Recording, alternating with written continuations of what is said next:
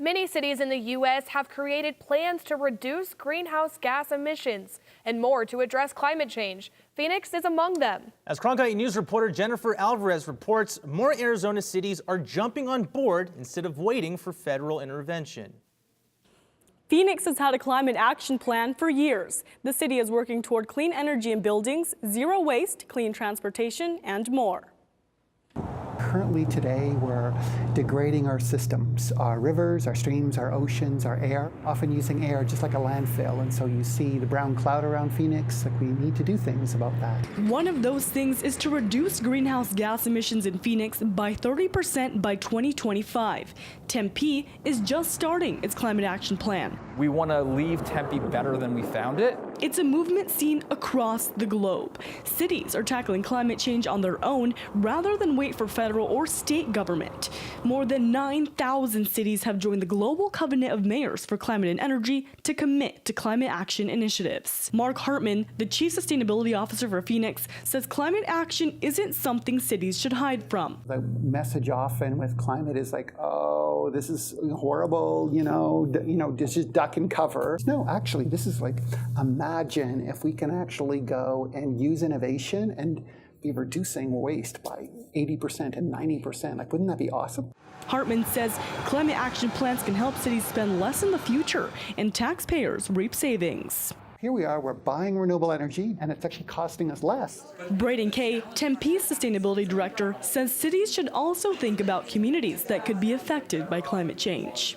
How do we make sure that low-income communities and communities on the margin have resources to invest in energy efficiency? State climatologist Nancy Sullivan agrees. So it's really hot in the daytime. So a lot of people can just go in the air conditioning, no big deal. A lot of people can't. A lot of the people who are in a fixed income or have a low income, some of them don't have working air conditioning at all. Tempe's climate action plan will focus on sustainable energy, transportation, and extreme heat. And Kay says these initiatives are ultimately about helping everyone. If we don't help raise all boats, then our climate actions that we're taking won't really matter. Cities aren't the only ones paying close attention to climate change. Last week, signs pleading for reform and young faces flooded rallies across the world. Step up and do something about climate change or get the heck out of the way. Arizona youth say lawmakers should do something about climate change, and they should do it now. This is a national emergency, and we cannot let them forget it. Aditi Narayanan, one of the organizers for the youth climate strike in Arizona, says people need to know the effects of climate change.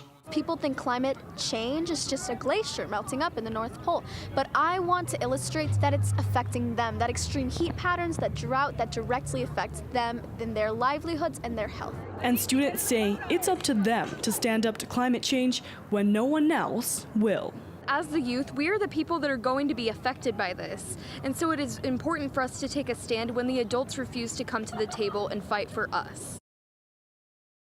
Say they're pushing for the Green New Deal, which aims to move to 100% clean energy, create sustainable jobs, and support sustainable businesses. Live in the Broadcast Center, Jennifer Alvarez, Cronkite News.